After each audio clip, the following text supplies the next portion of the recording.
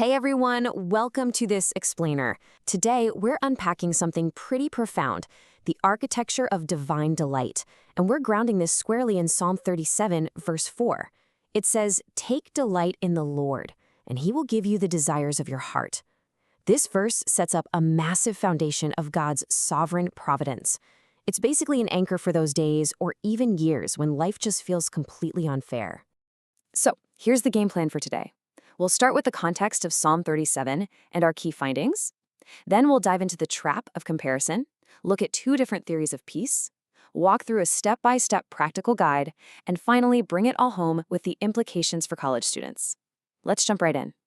Section 1. The context of Psalm 37, looking at its historical foundation.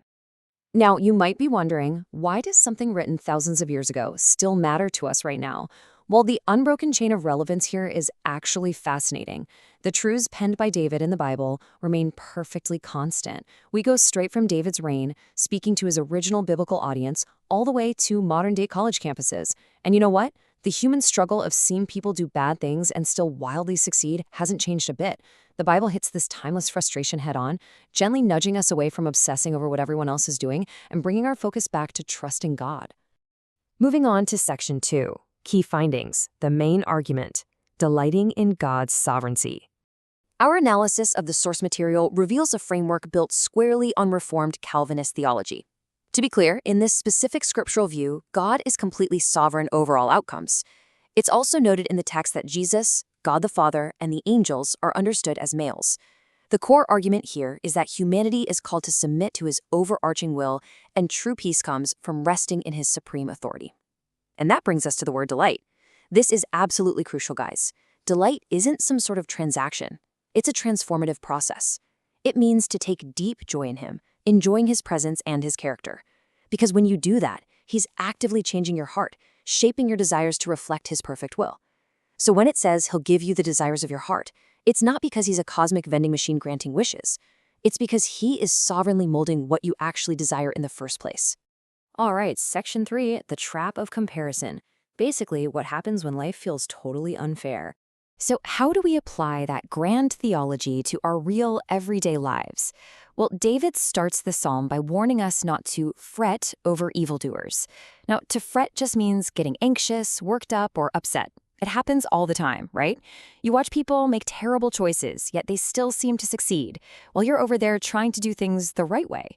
This comparison trap completely shifts your focus away from God and onto other people. It's a one-way ticket to anxiety, jealousy, and doubting God's perfect justice. But as the text reminds us, their kind of success is literally like grass that quickly fades. Next up is Section 4, two theories of peace, worldly success versus divine trust. To really get to the bottom of this anxiety, let's impartially compare two totally different theories of peace and success found in the source material. On one hand, you've got the secular framework. Here, success is incredibly competitive. It's all about immediate answers and quick results. But, like we just said, this type of success fades fast. If your joy depends entirely on these outcomes, you're going to end up disappointed. On the other hand, the biblical framework defines success as eternal security. It's a completely different paradigm.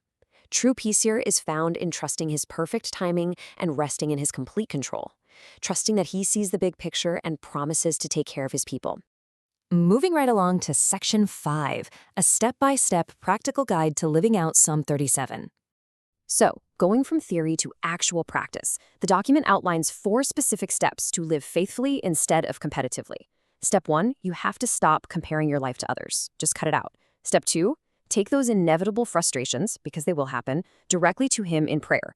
Remind yourself of his perfect justice. Step 3, spend time every single day delighting in who he is, asking him to shape your desires to match his will. And finally, Step 4, actively choose to trust his timing rather than rushing ahead.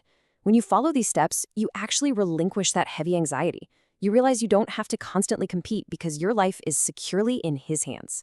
Which brings us to our final section, number 6, implications for college students and applying divine delight on campus. Let's be real. Campus life is an incredibly pressurized environment. It's full of constant evaluation and really high stakes, which makes applying this idea of divine delight absolutely critical for college students. Just look at how this breaks down. When you're facing intense academic or job competition, The divine response isn't to just burn yourself out working harder to outcompete everyone. It's trusting his perfect timing. When social media comparison sparks jealousy, the response is finding joy in his character, not your GPA or your follower count. And when that overwhelming anxiety about the future kicks in, it's about trusting with absolute certainty that he's writing a much bigger story than you can see right now. Joy that is rooted in God stays totally steady, no matter what craziness is happening on campus. To wrap up our explainer and conclude the research, we're coming full circle back to our central verse. He will give you the desires of your heart. The ultimate takeaway from all of this is that true peace doesn't come from suddenly understanding everything around you or getting all the answers right this second. It comes entirely from trusting God to patiently mold you, aligning your very heart with His. So I want to leave you with something to really think about. What specific comparison has been stealing your peace and distracting you from trusting God today?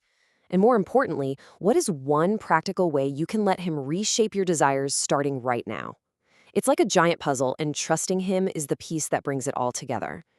Thanks so much for exploring this framework with us. I truly hope it helps you find some steady joy in this deeply comparative world we live in.